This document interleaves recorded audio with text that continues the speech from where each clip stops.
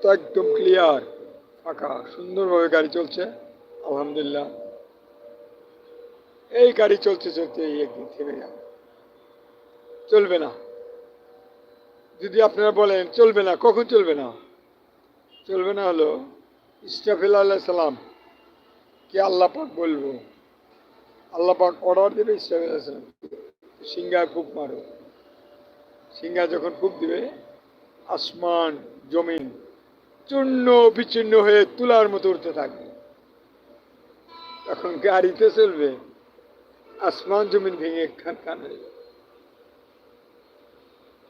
এটা আল্লাহ পাক কোরআনেই বলেছি, পৃথিবী একদিন ধ্বংসপ্রাপ্ত হবে।